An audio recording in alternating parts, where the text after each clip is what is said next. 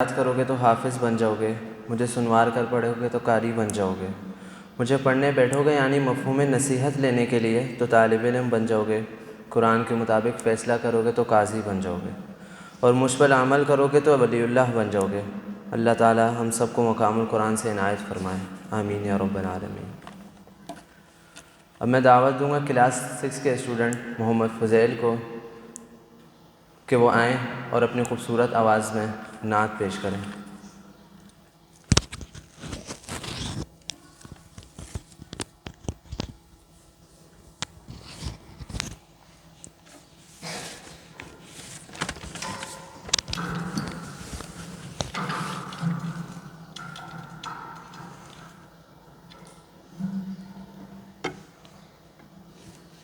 تو شمع رسالت ہے، عالم تیرا پروانہ، تو ماہ نبوت ہے، اے جلوہ جانانا۔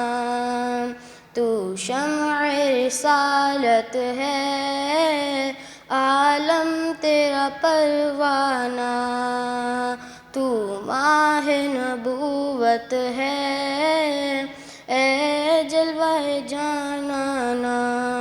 جو ساقی کوثر کے چہرے سے نقاب اٹھے، جو ساقی کوثر کے چہرے سے نقاب اٹھے، ہر دل بنے میں خانہ، ہر آنکھ پیمانہ۔ تو شمع رسالت ہے، عالم تیرا پروانہ، تو ماہ نبوت ہے، اے جلوہ جانانا۔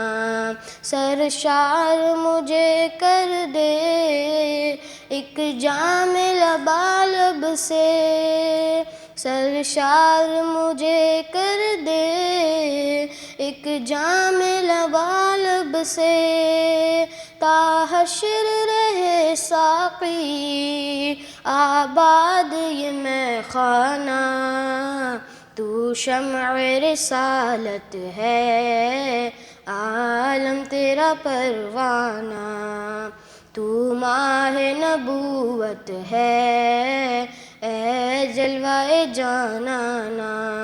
ہر پھول میں بو تیری، ہر شمع میں ذو تیری، ہر پھول میں بو تیری، ہر شمع میں ذو تیری۔ بلبل ہے تیرا بلبل، پروانہ ہے پروانہ۔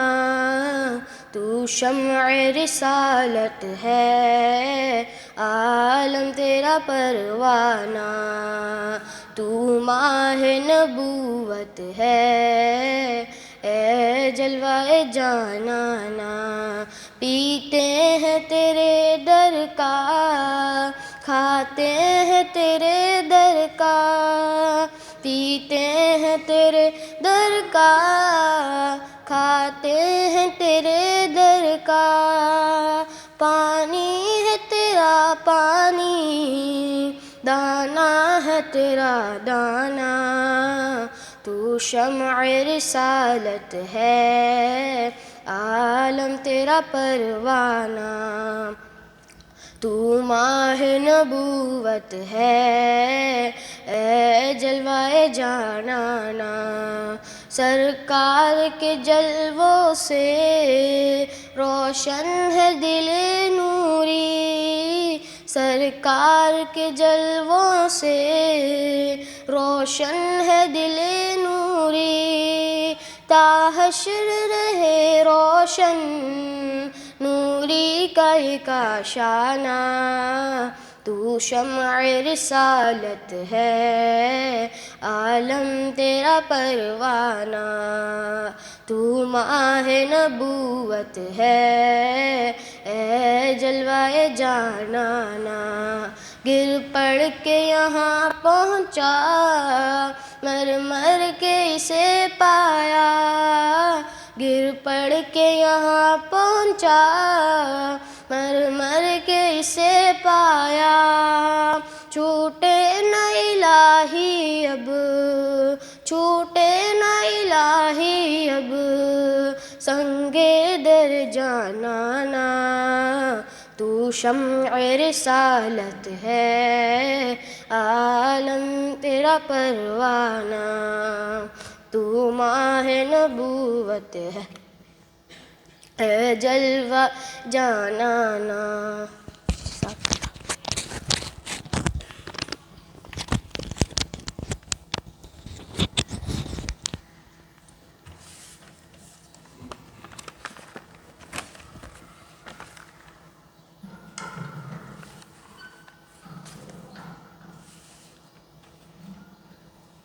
سبحان اللہ۔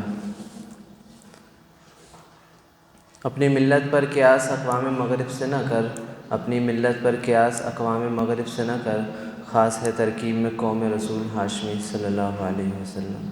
اب میں دعوت دوں گا جناب فضیلت الشیخ ارشد علی ناظم جمعیت اہل حدیث سندھ سے تشریف لائیں اور آج کے موضوع صبر و تحمل کی افادیت سے ہمیں روشناس کروائیں۔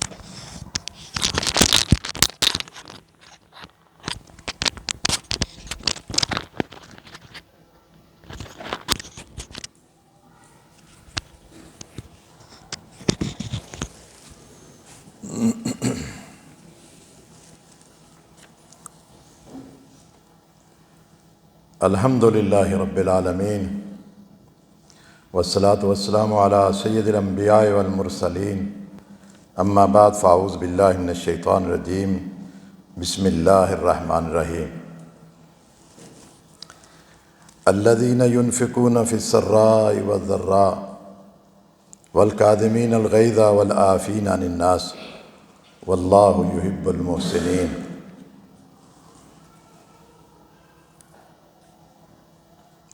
واجب الاحترام مہمانان گرامی اور عزیز طلبہ و طالبات،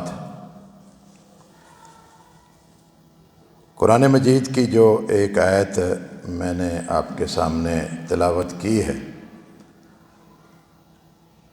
اس کی روشنی میں ہی انشاءاللہ تعالی عفو و درگزر کے حوالے سے کچھ گفتگو کریں گے۔ اس دنیا میں عام طور پر ہر شخص کی پہچان دو چیزوں سے ہوتی ہے۔ نمبر ایک اس کے قول سے، نمبر دو کہ اس کے فعل سے۔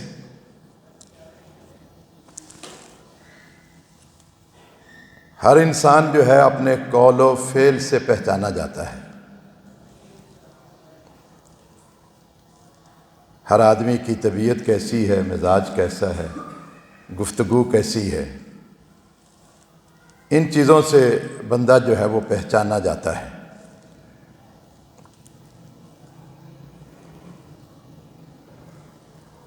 ہم قول میں کیسے ہیں، فعل میں کیسے ہیں، یہ ہر انسان کو دیکھنا ہوگا، اپنی شخصیت کو اور اپنے کام کو اور اپنے معاملات کو۔ جو انسان گفتگو اچھی کرتا ہے، نرم خو ہوتا ہے، خیر خواہی کا جذبہ ہوتا ہے، وہ انسان سب میں نمایاں نظر آتا ہے۔ اور پیارے پیغمبر صلی اللہ علیہ وسلم میں تو یہ ساری خوبیاں اللہ نے جمع کر دی تھی۔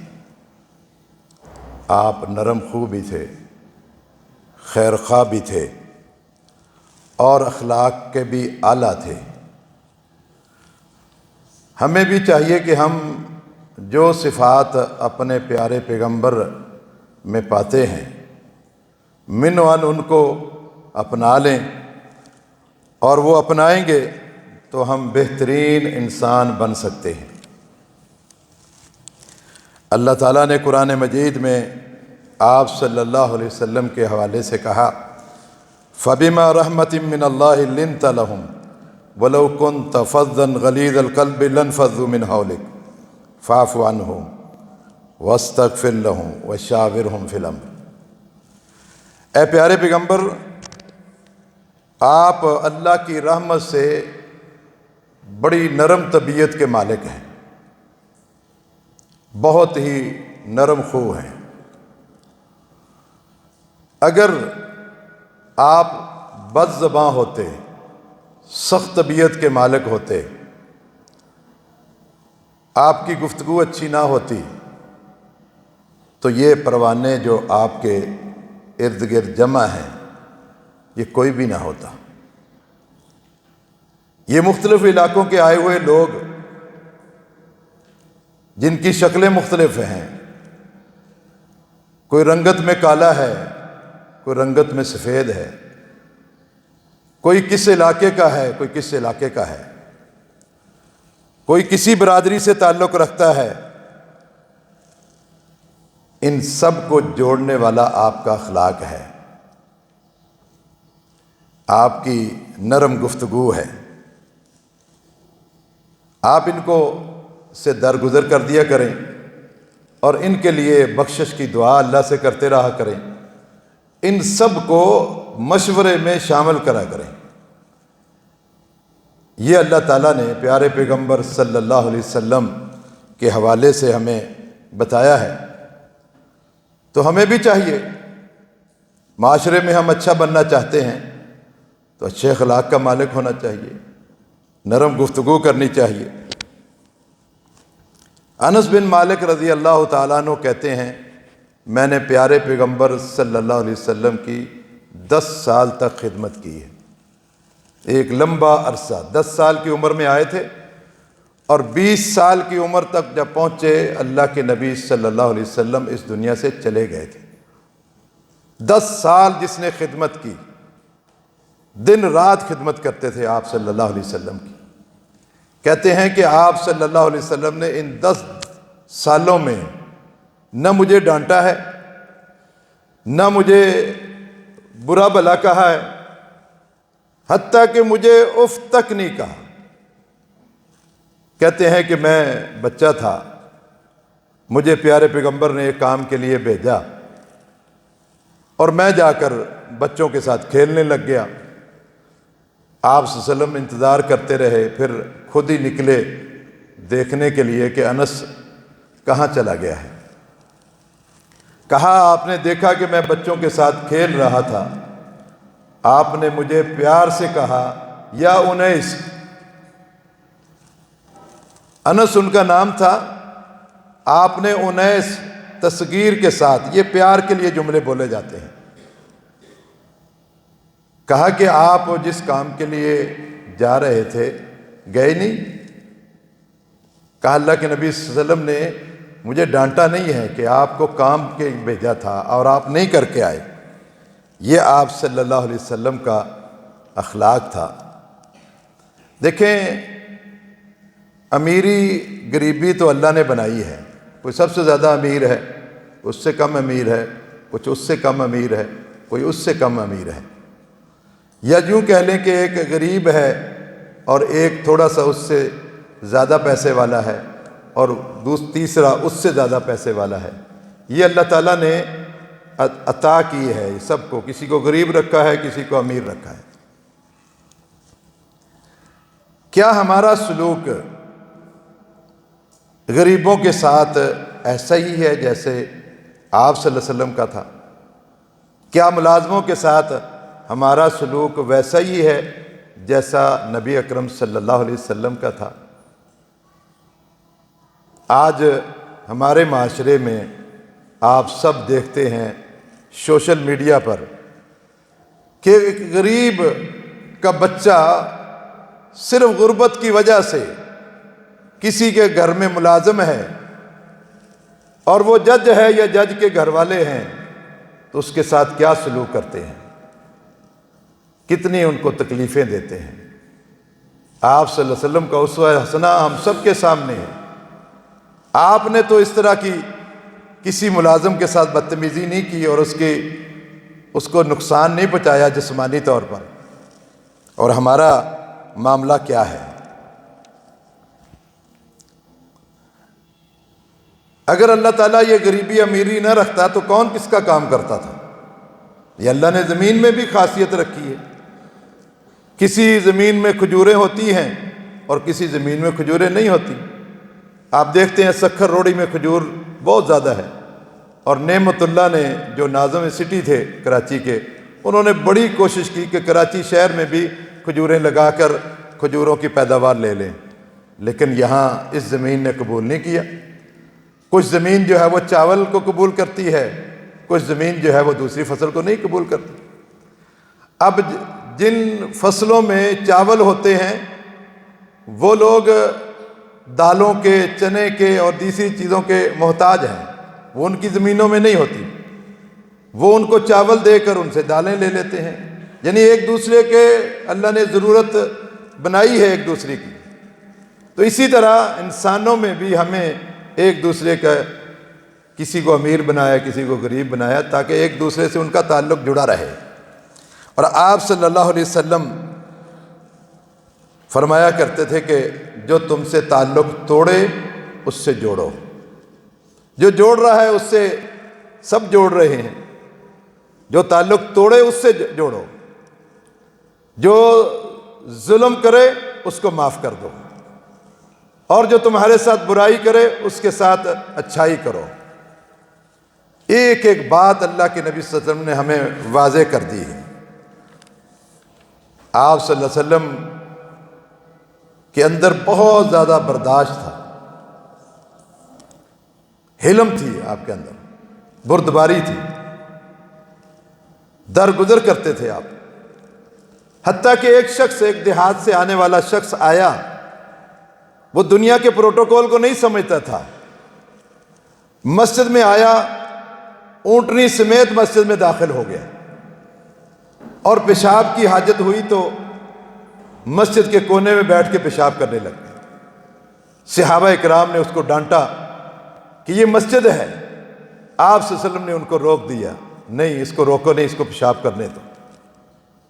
اور جب وہ پیشاب سے فارغ ہو گیا تو آپ صلی اللہ علیہ وسلم نے اس کو بٹھا کر سمجھایا، یہ اللہ کا گھر ہے اور اللہ کے گھر میں یہ کام نہیں کرتے، اور اس کو آپ نے بڑے پیار سے سمجھایا، کوئی ڈانٹا نہیں۔ اور صحابہ اکرام جو اس کو منع کر رہے تھے ان کو بھی روک دیا۔ اور کس لیے روکا؟ کہ ایک تو اگر یہ پیشاب روک لے گا اس کو تکلیف ہو سکتی ہے، اور اٹھ کے اگر بھاگے گا، ابھی تو پیشاب ایک ہی جگہ پہ ہے تو پوری مسجد میں پیشاب ہی پیشاب کے قطرے ہو جائیں گے، اس کے کپڑوں کو پیشاب لگ جائے گا۔ بہت ساری حکمتیں تھیں۔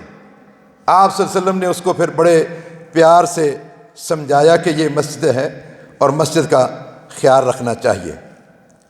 حتیٰ کہ آپ صلی اللہ علیہ وسلم کے دشمن یہود و نصارہ، وہ آج بھی مسلمانوں کے دشمن ہی ہیں، اور اللہ نے قرآن میں کہا کہ سب سے بڑا دشمن تمہارا یہودی ہے۔ وہ یہودی لوگ آپ صلی اللہ علیہ وسلم کے پاس آتے تھے اور آ کر کہتے تھے السلام علیکم۔ آپ صلی اللہ علیہ وسلم نے یہ سن کر جواب دے دیا۔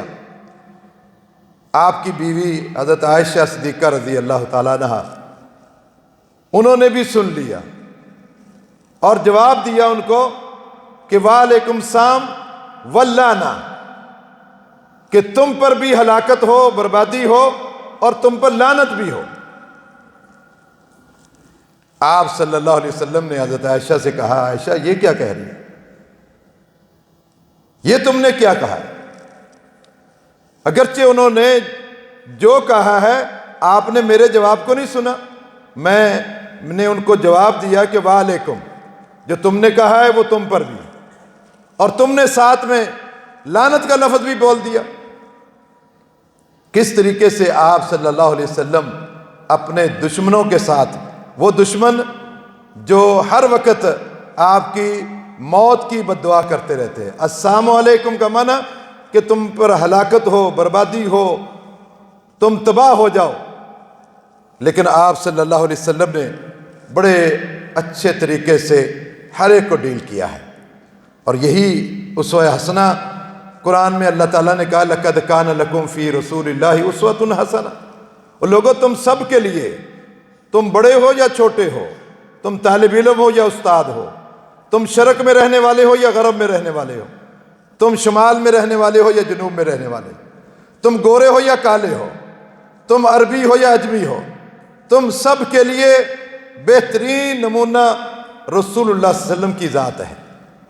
وہ ہمارے لیے بہترین نمونہ ہے۔ اور پھر جس نے پیارے پیغمبر کی تعلیم کو حاصل کیا اور من و عن آپ کی وہ صفات کو اپنایا، وہ اہل اللہ بن گئے، وہ اولیاء اللہ بن گئے۔ ہمیں بھی چاہیے کہ وہی صفات بن کر اپنا کر ہم اولیاء اللہ بنے، اہل اللہ بنے، اللہ والے بن جائیں۔ تفسیر قرطبی میں ایک واقعہ ہے میمون بن مہران کا، کہ ان کی ایک لونڈی تھی، اس نے سالن گرم کر کے لا رہی تھی اپنے صاحب کے لیے، اس کا ٹھوکر لگی، سالن گر گیا اور وہ سالن میمون کے کپڑوں پر گر گیا، اور ظاہر گرم تھا، جسم بھی تھوڑا سا جل گیا، وہ غصے میں آ گئے۔ آپ جانتے ہیں نوکر تو نوکر ہے، غلام تو غلام ہے، باندی تو باندی ہے، اس کی کیا حیثیت ہے؟ جب دیکھا کہ مالک بڑا غصے میں ہے، اس نے پھر قرآن کی ایک آیت پڑھی وَالْكَاظِمِينَ الْغَيْظَ۔ اس وقت کی جو لونڈیاں ہوتی تھیں ان کو قرآن یاد تھا، قرآن سے ان کا تعلق تھا۔ آج تو ہمارے ملک کے بڑے بڑے منسٹر جن کو سورہ کوثر اور سورہ اخلاص نہیں آتی، اس لونڈی نے اپنے مالک کے سامنے کیا کہا وَالْكَاظِمِينَ الْغَيْظَ، کہ غصے کو پی جانے والے۔ جب اس نے آیت سنی قرآن کی، اہل اللہ تھے نا، غصہ ٹھنڈا ہو گیا، ہاتھ نیچے ہو گیا۔ لیکن ظاہر ہے بندہ سوچتا ہے کہ اس نے غصہ تو کم کر لیا ہے، شاید معاف نہ کیا ہو۔ تو پھر دوسری ساتھ میں لفظ پڑھ دیا کہ وَالْعَافِينَ عَنِ النَّاسِ، وہ لوگوں کو معاف کرنے والے بھی ہیں۔ کہا میں نے تجھے معاف کر دیا۔ اس نے لونڈی نے دیکھا کہ یہ شخص جو ہے قرآن کو ماننے والا ہے، قرآن کی ہر بات کو ماننے والا ہے۔ اس نے پھر آگے بھی پڑھ دیا واللہ یحب المحسنین، اللہ نیکی کرنے والے، احسان کرنے والے کو پسند کرتا ہے۔ اس نے کہا جاؤ میں نے تجھے آزاد کر دیا ہے۔ یہ وہ لوگ تھے۔ اس طرح کے بے شمار واقعات ہیں۔ امام زین العابدین کا بھی ایک واقعہ ہے کہ ان کا بھی ایک غلام ان کو وضو کرا رہا تھا، نیچے لگن ایک ٹپ رکھا ہوا تھا، اس میں پانی گر رہا تھا، وہ وضو کر رہے تھے۔ اس نوکر کے غلام کے ہاتھ سے لوٹا چھوٹ گیا، آپ جانتے ہیں کہ وہ گندے پانی میں گرا، وہاں سے چھینٹے امام زین العابدین پر بھی پڑے۔ غصہ تو آتا ہے انسان کو، لیکن اس غلام نے بھی یہی آیت کا حصہ پڑھا کہ وَالْكَاظِمِينَ الْغَيْظَ، غصے کو پی جانے والے۔ امام زین العابدین کا غصہ ٹھنڈا ہو گیا۔ پھر ساتھ میں کہا وَالْعَافِينَ عَنِ النَّاسِ، لوگوں کو معاف کر دینے والے۔ اور پھر کہا وَاللَّهُ يُحِبُّ الْمُحْسِنِينَ، اللہ تعالیٰ نیکی کرنے والوں کو پسند کرتا ہے۔ اس غلام کو آزاد بھی کر دیا۔ یہ صفات برداشت کرنا اور معاف کر دینا، یہ صفات ہمیں ہر وقت اپنانی چاہیے، ہر وقت۔ آج ہمارا ملک جس انتشار میں جا چکا ہے اس کی وجہ یہی ہے کہ درگزر نہیں ہے، معافی نہیں ہے، برداشت نہیں ہے، حلم نہیں ہے، بردباری نہیں ہے۔ یہ ساری صفات ختم کر کے وہ گندی صفات، سخت طبیعت کا ہونا، یہ چیزیں ہمارے اندر آ گئی۔ کہتے ہیں کہ ہارون رشید اپنا بیس بدل کے خلیفہ تھے، بیس بدل کے مختلف مسجدوں میں جا کے جمعہ پڑھتے تھے۔ آپ کو پتہ ہے کہ کبھی مولوی کو غصہ آ جائے تو پھر وہ تو حکمرانوں کو کیسے لیتے ہیں۔ ایک مسجد میں گئے، وہ خطیب جو ہے وہ ہارون رشید کے بارے میں جو ہے وہ کہہ رہا تھا، ہارون رشید ایسا ہے ایسا ہے، ساری باتیں انہوں نے سنی۔ اب بادشاہ بیٹھا ہوا ہے اس میں اور مولوی صاحب وہ تنقید کر رہے ہیں، کیسے برداشت کیا ہوگا انہوں نے؟ سب برداشت کیا۔ جب جمعہ ختم ہوا، مولوی صاحب حجرے میں گئے، وہ بھی ساتھ میں چلا گیا۔ جا کر مولوی صاحب سے ایک دو سوالات کیے انہوں نے کہا کہ مجھے بتاؤ، تم افضل ہو یا موسیٰ علیہ السلام اور ہارون علیہ السلام افضل ہیں؟ ظاہر ہے انہوں نے یہی کہنا تھا کہ ہارون علیہ السلام اور موسیٰ علیہ السلام افضل ہیں۔ پھر دوسرا سوال کیا کہ یہ بتاؤ کہ خلیفہ ہارون رشید برا ہے یا فرعون برا ہے؟ کہا فرعون برا ہے۔ کہا پھر اللہ نے تو موسیٰ علیہ السلام کو اور ہارون علیہ السلام کو جب فرعون کے پاس جاتے ہوئے کہا تھا فَقُولَ لَهُ قَوْلًا لَيِّنًا، کہ وہ فرعون ہے، اس سے جا کر بات نرمی سے کرنی ہے۔ جب تم کہتے ہو کہ فرعون برا ہے ہارون رشید سے، تو دونوں نبیوں کو کہا کہ تم نے نرم بات کرنی ہے، اور تو نے ہارون رشید کا کیا جو ہے وہ کتنی تنقید کی ہے۔ پھر اس کو پتہ چلا کہ یہی خلیفہ ہیں۔ تو پھر آپ جانتے ہیں کہ اس مولوی کا معاملہ کیا ہوگا، اللہ جانتا ہے۔ تو بندہ جو ہے وہ تنقید برائے تعمیر کرے۔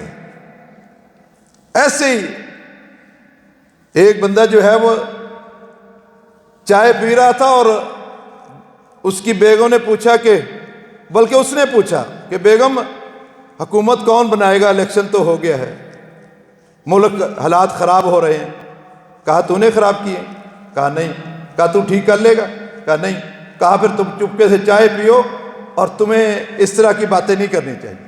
بات دراصل یہی ہے، ہم کر کچھ نہیں سکتے، باتیں ہی کر سکتے ہیں، اور باتیں ہی کر رہے ہیں۔ اور اتنا انتشار ہمارے ملک میں یہ اس لیے آیا ہے کہ ہمارے اندر صبر اور کسی کی بات سننے کا مادہ ہی نہیں ہے، ختم ہو گیا ہے۔ ہم برداشت ہی نہیں کرتے، بٹ گئے ہیں ہم، باپ الگ ہے بیٹا الگ ہے۔ کیا انتشار، یہ یوتھیے ہیں، یہ پٹواری ہیں، کیا عجیب و غریب اصطلاحات ہم نے نکال لی ہے اور ملک کو کس نہج پر پہنچا دیا ہے۔ یہ صرف اسی وجہ سے ہے کہ ہمارے اندر درگزر نہیں ہے، معافی نہیں ہے، برداشت نہیں ہے۔ اللہ تعالیٰ سے ہم دعا کرتے ہیں کہ اللہ تعالیٰ ہمیں یہ ساری صفات جو اللہ کے نبی صلی اللہ علیہ وسلم کی صفات، اچھی اچھی صفات، ان کو اپنانے کی توفیق عطا فرمائے۔ وآخر دعوانا الحمدللہ رب العالمین۔